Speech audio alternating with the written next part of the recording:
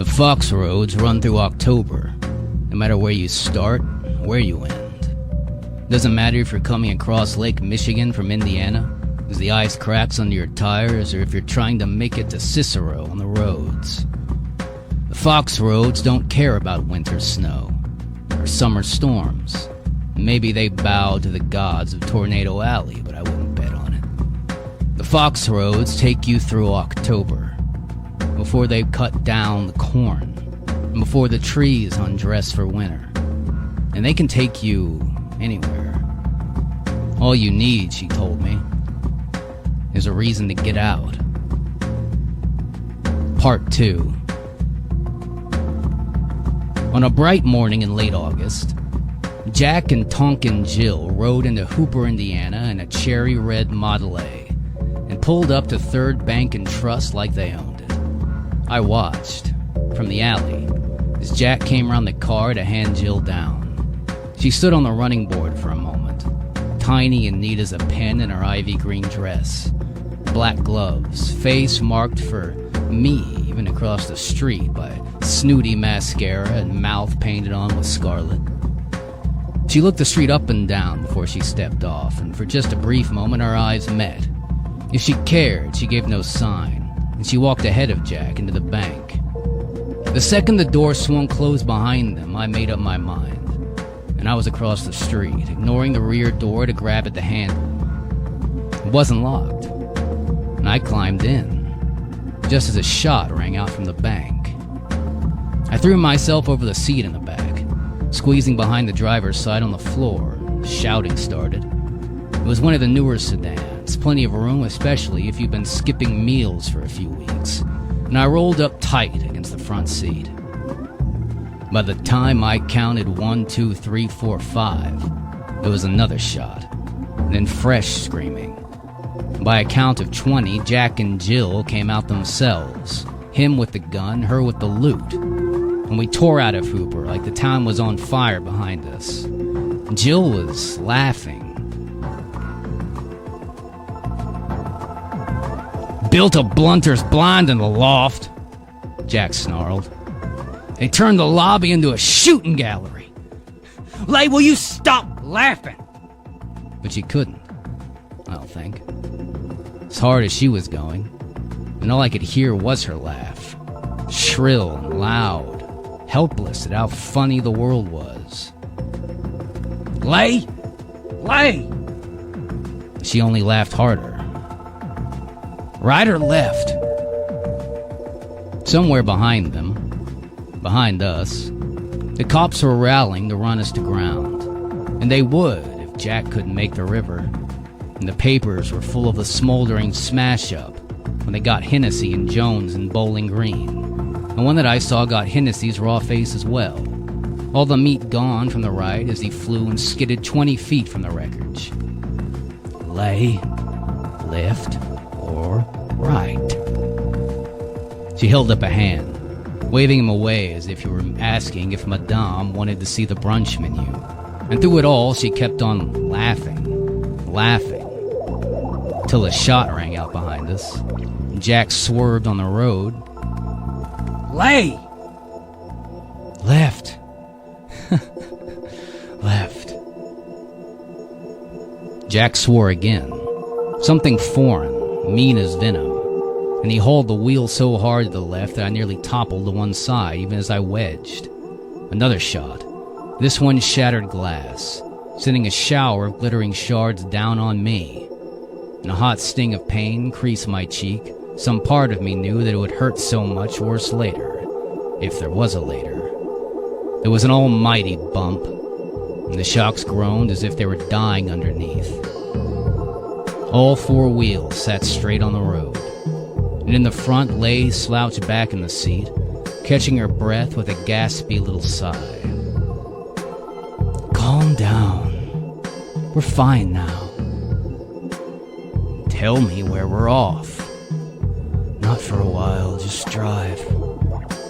Yeah. "And you count the cash." That was about as good as it was going to get for me, I decided. So I drew the Colt out of my jacket pocket, Came up in the back seat like a jack out of the box. Lit up like my head was on fire.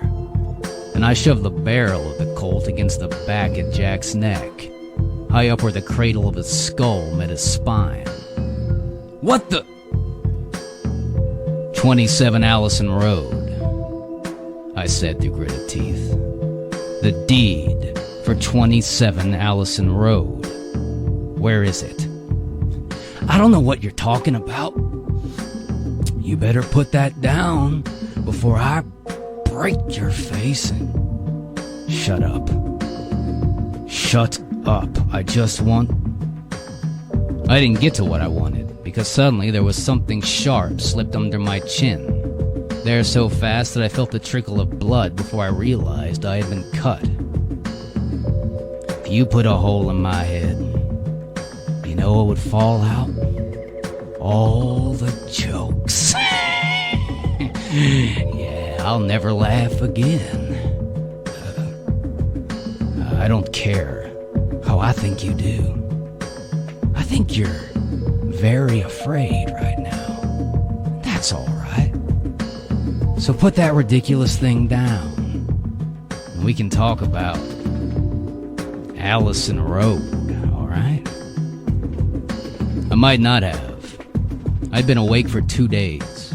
I hadn't eaten for 3. Some town boys beat me up the night before, my hand holding the Colt shock, and my thoughts were broken. I might have shot him just to see the jokes run out of his grain. But then the lights went out as if it had closed eyes, so fast and sudden that I shouted. It was an enveloping kind of dark, so absolute I couldn't see Jack or Lay or the car we rode in. Instead, there were my hands, numb on the gun, the trickle of blood that hit the collar of my dress and soaked in, the touch of my knife at the throat. Put it down, Lay said, as the moon came out and silvered naked trees beyond glass. I lowered my gun. She put down her knife. Part 3. The police have shot out the back window. The gust of cold, wet autumn air convinced me better than anything that we had left April behind us. It was a heavy, clinging kind of cold, one that decided it lived in your bones and then wouldn't leave until spring, if it left at all. I shivered convulsively in my thin, scraped myself up worse from the glass shards that clung like frost to the velour seats. Driving one-handed, Jack skimmed out of his jacket and passed it back to me. I wrapped his jacket thick around my arm and knocked out the shards of glass from the frame, pushing them out onto the road behind us, where they glittered briefly before they were lost. Sweep the glass off the seat so you have a place to sit. When we stop, you can clear out the rest. Lie. Turn up ahead. Stop bothering with the stowaway. We're dropping him as soon as we hit the state line. Turn right. Maybe. Nervously, I fingered the Colt in my hand. It was an ugly lump of metal, surplus from the Great War like the man I'd stolen it from. Where are we, I asked. We're running. We're trying not to get caught, wrecked, or gunned down, or brought in, or hanged. We came out of the night more slowly than we had gone in. The moon set. It got cold enough that I could breathe steam like a dragon. But then the sky got, not lighter, but less dark, less absolutely black. It started to slowly, but could barely be sure if it had started at all. Then it came on all in a rush, deepest violet to fragile blue, through the trees, and the sky in front of us lit up. We're driving east, I said suddenly. Lai was sleeping slumped against the door. You were making for the river. I know you were. He snorted, but not unkindly. Buddy, well, you know's worth nothing around here. She's the only one who knows these roads. She's like a cracked plate. We were going to cross the Wabash. My parents had come down Mead by ferry on the Wabash before I was born. It would have been faster to take the train, but of course they weren't allowed. Until they brought the store. Turned 8. We lived in a fallen-down shack on the shores of Wabash River, and I knew its swampy banks and green fireflies and lantern ghosts as well as I knew the alphabet. Like I knew P came from Q. I knew we had been waking in the Wabash to cross town west into Illinois. I knew the Wabash. And I knew the sun should have been behind us, if it was rising. But dawn cracked the sky like an egg, and then with a hard bump that made me grunt. We were rolling along a wide wooden bridge, sharing with a 6-ox team and a wagoner, who gave us a baleful look as we rumbled by. I looked beyond the bridge's low rail to see the expanse of water below us, a silty amber-brown shading of bright white where it stretched north and south. The Wabash was big enough to flood and ruin lives when it had its mind to, but this river would see the bottomlands and the lives that clung to it on its rightful property, never thinking twice about reaching for what it was owed. Does it look like Wabash to you? No. What river is it? Mississippi. Near St. Paul, maybe. We'll find out when we stop. Part 5. Lay took me shopping in Chicago, dragging me by my arm through the biggest Chinatown I had ever seen. I was dazzled, half afraid of the faces that looked so much like mine and at once were so alien to me. I'd grown up in Mead, species of 3 with my mother and father. As the one who spoke the best, I got to write the rules on what that meant. And here, I could see that there were rules I was expected to follow because of how I looked rather than how I didn't. Sharp-eyed Lai probably guessed how I felt. She also didn't care, pulling me into one shop after another, shouting cheerfully for the clerk, shoving me in front as if I were a leg of lamb to be dressed. It took me 2 or 3 shops to realize that, for the sake of everybody, for her, it wasn't for the people there. She dressed from the skin out, you see, shoes and underthings, before I could even see the dress. Blue ditty, pink dotted Swiss, half different florals and calicos. It was shocking at first, exhilarating after that, and then just exhausting by the time I limped back to the hotel room in my new shoes with an arm full of parcels.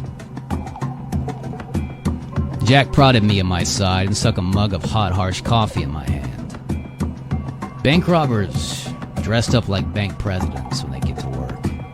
For guys like Dillinger and Floyd before their faces got so famous. It gave them a spare few minutes while the onlookers had to figure out if this was someone they needed to be nice to. And sometimes it got them all the way to the vault before the cops were called in. Of course, Jack and Lai didn't have anything like that. There's no reason for them to be in a white bank. It wasn't like they were allowed to open accounts, and if they were doing deliveries, they'd be expected to wait outside for someone to meet them. Instead, they went in shouting, shooting, Jack holding people off with guns, Lay grabbing what she could see from the tellers, sometimes the rear office. No one was ever going to mistake them for anything but exactly what they were. So, why the pretty dresses? The sharp-cut suits? Because I'm prettier than they are, and I want them to see that when I take their money, said Lai, reaching back to the blotted lipstick from the corner of her mouth. Now, hop in front. I got behind the wheel as Jack and Lai entered the bank. Jack had been teaching me all week along the country roads bridging Illinois and Missouri. He was, surprisingly enough, a good teacher, patient when I flooded the engine or made it kick. And I was eager to put my skills to good use. And the car purred underneath my hand like a big happy cat as I waited for them to come back out. Time took on a slow syrupy quality, as if the sun beating down had turned to honey. I was almost painfully aware of everything on the street. The 2 spotted dogs sleeping in the dirt in front of the general store, The old woman on a gray mare coming on the street. The door of the Holstrom Savings and Trust stood out like it was edged in black ink. I counted my breath. 1 in, 2 out. Walking, waiting for life to restart. They exploded out the door like shells from a cannon. Lay laughing, Jack swearing, and they leaped into the car, which sat absolutely still in its spot, still on. Lay laughed harder, and Jack kicked the seat behind me. "Start the damn car!" he roared as I slapped the parking brake, turned the key, pumped the spark lever like I thought it'd spit beer.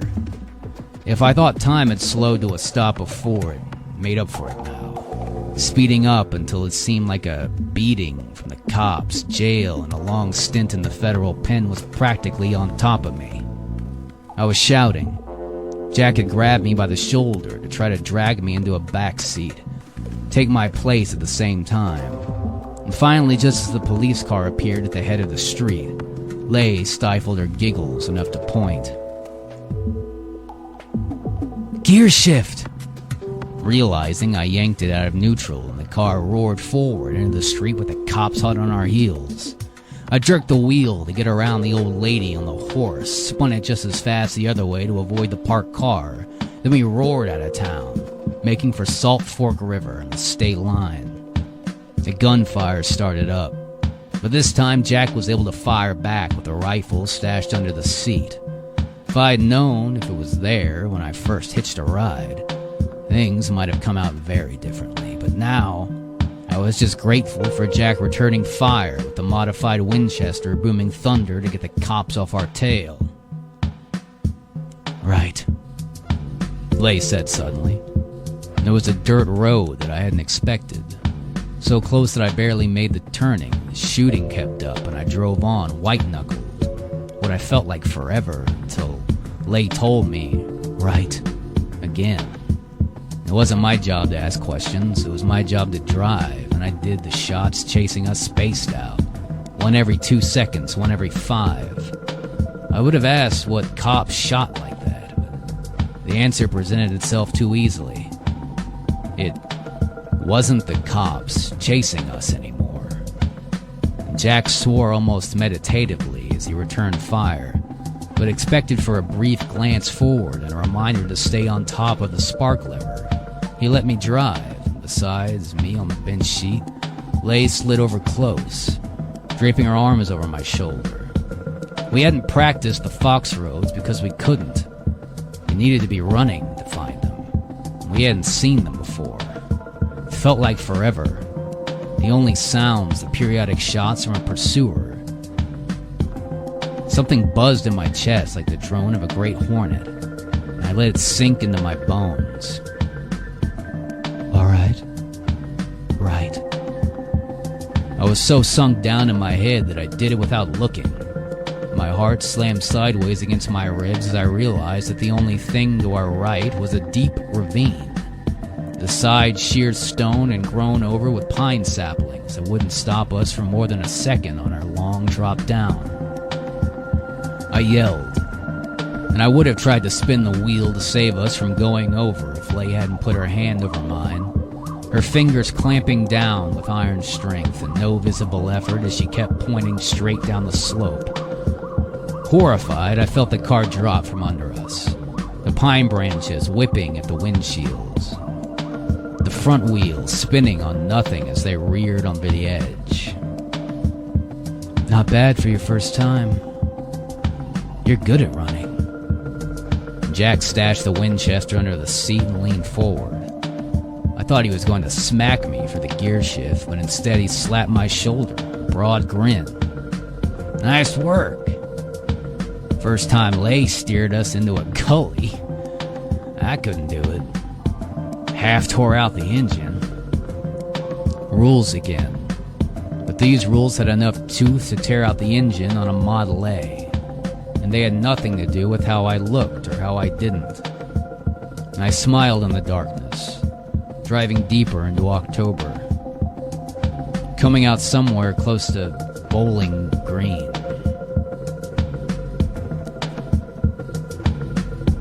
Part 6.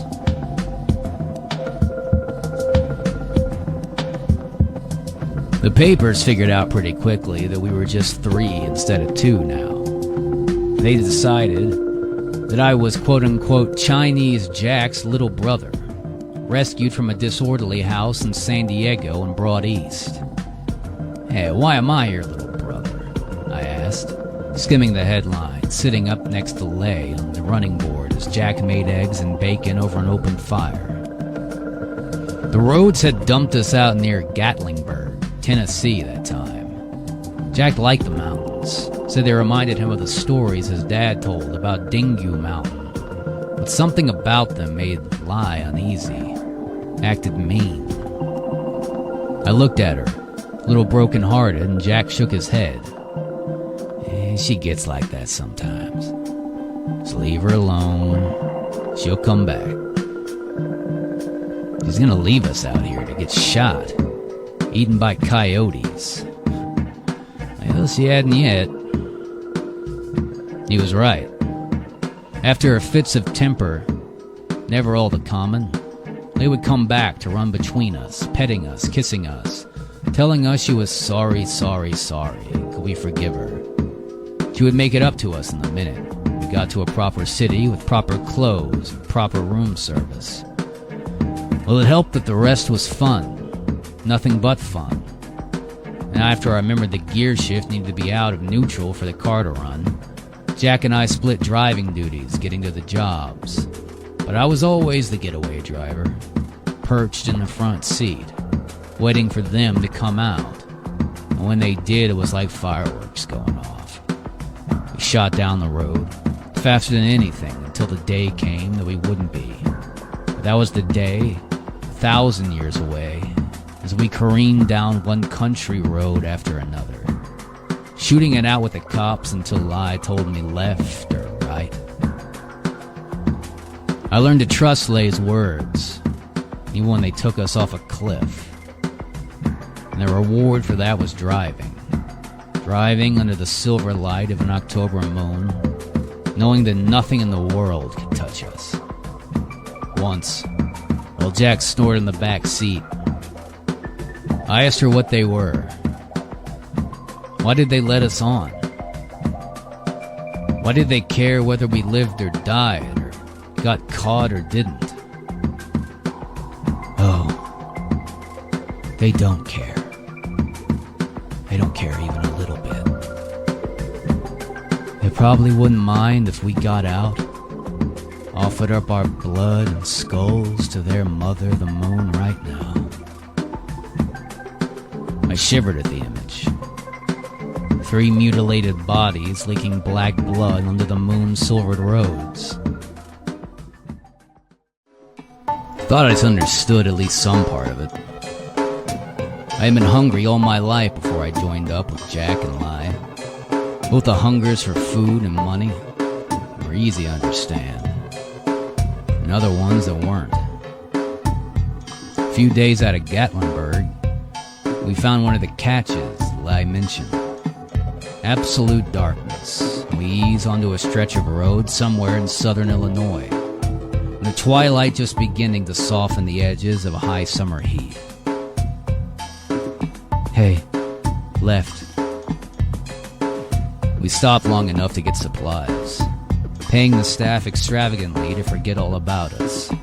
We turned off the main road, and we turned off the dirt track, driving until we got to a falling down house just before full dark. It had once been something special. Full timber and stone, in areas short of both. But now one side slumped over, as if it were exhausted. There was a hole punched from the roof clear through the loft.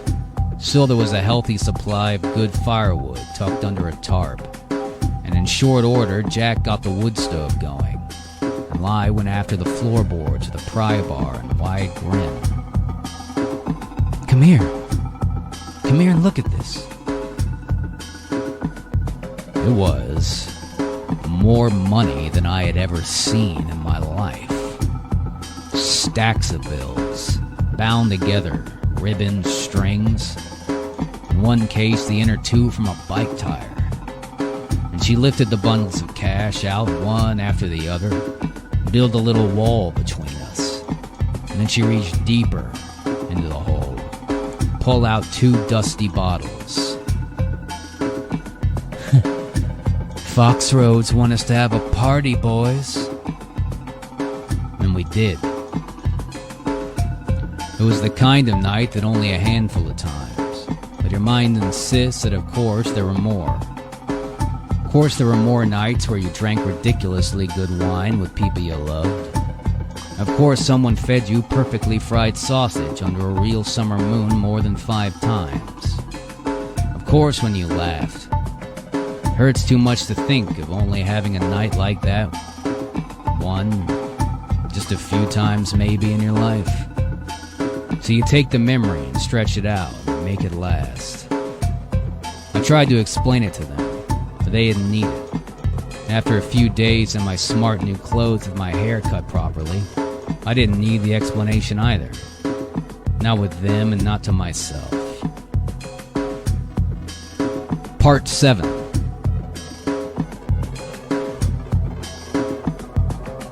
The thing that people who live on the coast don't quite understand about the plain states is that they go on forever. Winter lasts forever. The prairies last forever. And between Chicago and St. Louis, there's a countless number of small towns on a single stretch of road, sitting like pyrite beads stitched on twisting black ribbon. There were plenty of small towns with banks for us to hit.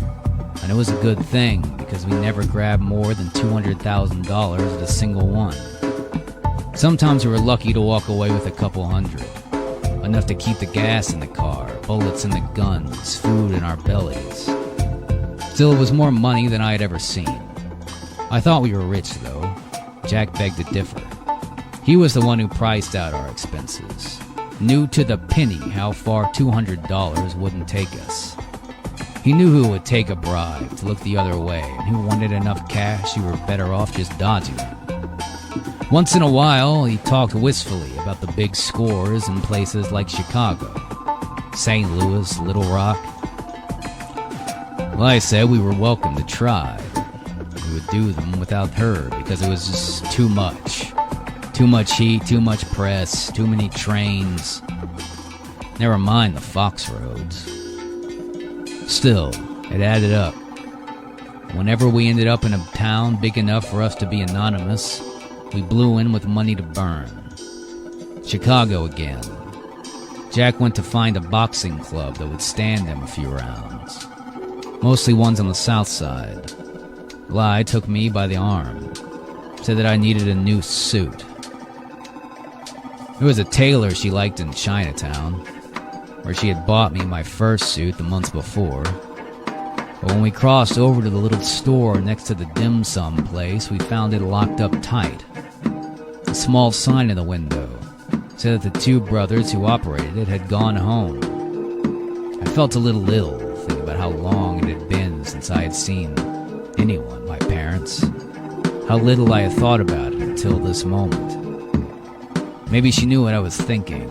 Maybe she thought I had disappeared. She squeezed my arm.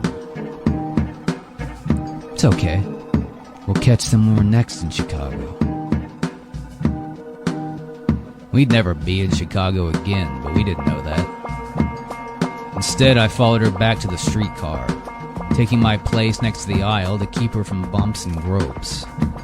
There were plenty of other tailors in Chinatown, even ones who wouldn't raise an eyebrow. For some reason, she took us all the way to State Street, wide and noisy with what felt like the whole world on a thoroughfare. It was a hot summer Saturday, and people turned out in their best. Everyone was there to spend money or make it. The roving vendors selling everything from pickles to shirts, shoes that would let you dance all night. We moved through the crowd like a flock of darting birds, avoiding the city police. Lay grabbed a pair of red shoes from a woman packing up. Slipping $1 into her pocket, she hurried away. The shoes were leather with a smart ankle strap fastened to brass button. She leaned on me with one hand while using the other to put them on. Her old shoes, black patent leather, the same ones she'd been wearing when I met her. And she dropped carelessly on the street before taking a few last dance steps. Oh, these are nice. I could dance back to the moon with these. To my surprise, she led me straight to the brass and frosted glass doors of Beecham's department store. One of the biggest in the whole city, certainly one of the nicest. The wide display window featured dresses, suits, spelled up to dance with each other behind the glass, diamond necklaces, gold watches wrapped around invisible necks and wrists. They were nothing compared to the Christmas displays. Unbottled, rare vintages of Warsaw winters to set their spectacles. The doorman gave us a significant look. But Lai moved so fast, with such surety, she would actually have to bar the door against her to keep us out. It wasn't worth his time to do so. He couldn't even do it legally like he could in other states. But still, the only faces among the customers and behind the counters. Lay, let's just go.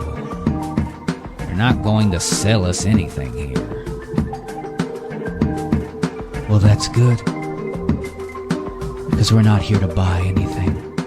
And before I could stop her, she plucked a violet box from the display on an oak table, small enough to hide entirely under her hand, and in a move identical to the one pushing money into the vendor's pocket, she slid it into the watch pocket of my vest, before turning on her toe and whirling away.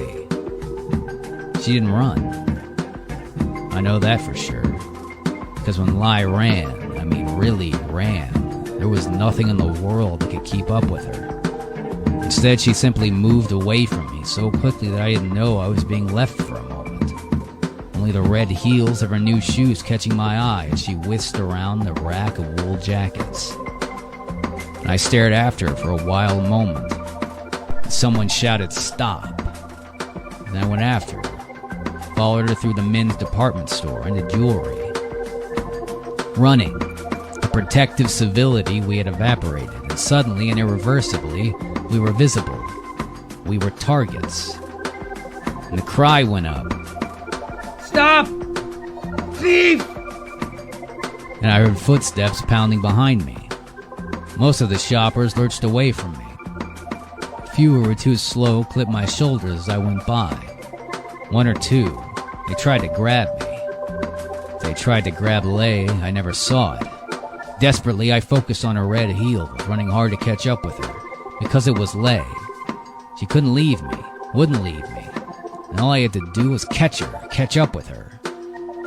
I ran so hard I was surprised I didn't chip the marble floors. Then Lei splashed gleefully through the Lady Liberty fountain. I went right in after her. She stood up in the water for a brief moment, coming up with a handful of pennies that turned into quarters as she flung them into the crowd. And the sudden mad scramble for silver stalled me up. Nearly made me trip over a girl grabbing for money on her knees. But I won myself free just in time. I thought I had her cornered briefly. Tables were set close, every table was packed. But she surprised me with that poor couple trying to eat their charlotte cake. One foot on the man's knee, one just shy of the strawberry topping. She was up and over, leaving me to blunder half into the lap of the poor woman who just wanted her dessert. I couldn't go over the table like she could, so instead I slammed my hip hard against the corner, spun myself, barely managed to gain my feet to chase after her. I couldn't see anything but her flashing red heels. I couldn't hear anything but the roar of my blood in my ears. I couldn't think anything. Don't leave. The security guard wasn't chasing me. I rounded the corner, certain that I was closing the gap between us, and I found the guard instead. His hands came up in surprise. More of instinct than anything else, he grabbed me by the scruff of my jacket, and I started to turn. I looked around desperately. No red, no lie, and I sagged, shocked, empty with the grasp. It was only when he tried to pull me away, probably towards some back room to wait for the cops or something worse, that a more sensible fear took over me. I went limp for a split second, making him pause at the same time. I tore out the buttons of my jacket, letting me slip it entirely as I darted away. By some miracle, I was by the doors, and I blew through them, leaving a department store full of angry shouts and chaos behind me. When I got onto the street, I didn't stop running, even though I could hear Jack cautioning me that running's the way you get chased. Maybe he would like to take his chance with his fists, but I wouldn't, and I ran. Chicago doesn't go on forever, quite, but I was drawn in sharp lines with a few stumbling steps. He went from luxury to poverty, from houses to railroad tracks. I ran. For some reason, I couldn't stop running. And the farther I went, the farther I went as well. I ran through smoking yards where garbage was burned to sidewalks slick with blood where you paraded with only cows and sheep getting slaughtered behind the high fences. And I cut behind the yard where a gardener trimmed rose bushes only to emerge in one hosting a dogfight. I moved faster. The transitions got harder and stranger. Felt a little like running through a rain of knives. But it was good. So good to know that no one in the world was going to catch me. A room where a pair of sisters sat to each other's hair, getting ready for a night on the town. Rats trotting over the river. So many, packed so solid that they moved like one animal, one mind. A vaulted space of people, and the roar of arriving trains. The air thick with the promise of getting away. A bunk on a rocking ship. A young sailor staring dreamily at something in a muscle magazine. He looks up, shouting even as he jammed the magazine under his pillow. And the sense of recognition was so intense that I missed a step. I swore, crashing headfirst over a steel footlocker, throwing my hands up because I was going to hit the floor and it was going to hurt.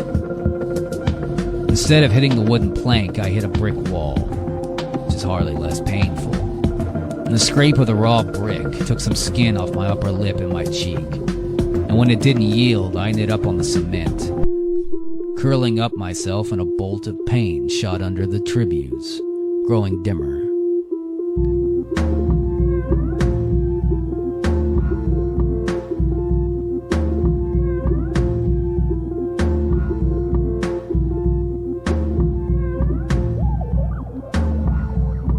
Focused on the breathing. It felt as if there was no longer guaranteed. Just when I thought it might be a sort of fun to stand up again, a door opened farther down the alleyway, spinning out boisterous shouts, and suddenly some familiar swearing rose out of the cheerful calls. Jack was there, crouching down in front of me and demanding to know what had happened. I tried to tell him she left me, but nothing came out of the sob and growling. I ended up close to Chinatown. Close enough, anyway.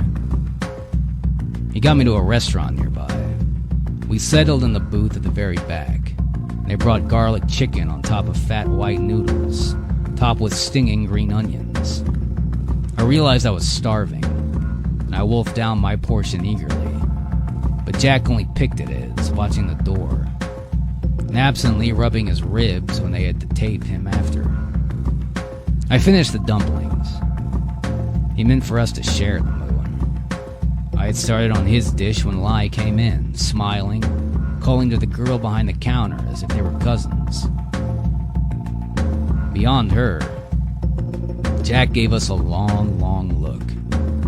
His mouth curved down like the ends of a drawn bow. Part 8.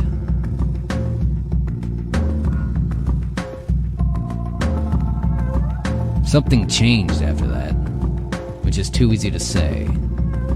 Things are always changing, whether you see it or not, and I didn't. Jack got quieter, Lai got meaner. And every day I meant to ask them about the cachet or they'd hidden the deed for 27 Allison Road. But every day I didn't. So we kept on through August. From Cherryville to Green Bay to Waterloo to Carbondale to Zanesville to Storm Lake. If I drove fast enough, nothing would ever change. The days we drove into Wilder, Illinois, the sky was low, swagged with clouds, and a wind stirred uneasily along the ground, blowing scraps of paper along the street and tugging at the hem of Lai's skirt like a kid begging for candy. I slid into the front seat, my hat pulled down low over my eyes, and I watched them go in. Lai first, because no one else could take their eyes off her, and Jack following, gun in hand. Driving Gateway meant that I had to keep my eye on the street for anything that wanted to block us in or get us away. But for just a second, I looked after them with a strange pain in my heart. Something that ached right under my breastbone and kept me from drawing a full breath. Then I went back out, looking for trouble, like I was meant to do. And they burst back out onto the street like fireworks, a rain of bullets following them. And mid-stride, Jack spun almost completely around, blood darkening his shoulder. The force of the bullet almost putting him on the ground, but he kept his feet. And I shoved the car door open for him, let him grab onto it, pull himself in heavily. Lay never got in at all. I turned to see her at the driver's window, hopping up on the running board. I screamed her name, or thought I did. And then she met the two armed guards in front. And they saw her coming like a storm of red, right up in their face before they could remember that she was dangerous. And that was all the time she needed. The two fast swipes up with her hooked fingers left them bleeding from their faces as she turned and ran down the street. Jack started to lurch back out of the car to go after her. Before I could think, I gunned the engine, wheeling out of the spot as if I had caught fire. And he got the door closed with his good arm, swearing the blue air, and we swung it down the road after Lay. I had one crystal clear picture of her running, her red shoes gone, her hat flown off her head, her hair blowing around her face. Then it's a blur as I realized she was pacing the car and then outrunning it entirely, her own body lengthening. Her face tugging out like a muzzle, her red dress sweeping to hair and her fingers blackening as she pulled the yards and miles underneath her. Lay outpaced the car, and then with the echo of a laugh in my head, she was gone, and the gunfire started. For a second, the Ford actually slowed, because I didn't know what to do next. Not with Jack leaking blood on the bench seat, unable to return fire. Not without Lay laughing in my ear. Then I realized, of course I did. The Ford leaped forward like a fox itself. I hit the highway doing at least 60 an hour and gaining. There had been talk recently, better guns for cops, better cars. Cooperation between feds that could hang you in Tennessee for a bank you hid in Wisconsin. Well, that was all slow, too slow to ever catch us. And a laugh bubbled in my throat as I yanked the wheel hard left into what looked like a live oak tree and found a little cowpath road that was never there. Right, left, right again. I could feel the wheel tugging against my grasp. The Ford knew that it wasn't Lai guiding it, but me. And while I was on fine, those long stretches of freeways between St. Louis and Chicago, the Fox roads were something else. Up in Wisconsin, north of Black River Falls and the Rhinelander, the lumberjacks dragged their logs from the pineries to the river to float them downstate. The drag marks become these broad ruts, but barely wide enough to drive on. Bank robbers, bootleggers, they called them the cat roads. It's more than just lumber that loggers drag away. when the land behind the Ajibe and Menui and the crooks who run the cat roads meet some fearsome trouble, they don't step 1 foot wrong, and sometimes they don't. The fox roads were something else, I realized, as the light drained away and the moon rose in the sky. You only hit the fox roads if you're running from something. And I remember my mad dash in Chicago, how fear had sent me somewhere else. Saved me was saving me now. Left. Jack had stripped his jacket off, and half his shirt as well. There were bloody rags, and the car smelled of whiskey as he applied it inside and out. "How old are you?" I asked. "I'll live." "How long has Li been teaching you?" "Probably since the first day I met you." And we drove in silence for a while. Jack fell asleep, snoring heavily enough that I never had to worry if he had died leaking blood under the leather seat. The Fox Road rolled out in front of me like a ribbon, and all I had to do was grab it, pull it underneath me to get to where I was going, wherever that was. Before I could think too hard about what I was doing, I eased the car over to the side of the road. I knew right away that this was something I wasn't supposed to do. But if Li wanted to tell me off, she could come back and do it. I figured it out mostly when I'd seen that muzzle, her neat black feet, a streak of russet red that was all that was left of her red dress. It's a hard thing to stay informed that's not your own, even when you love the people you know in it. Feels like flying when you can be what they really are. Even if you love pretty dresses and golden jewelry.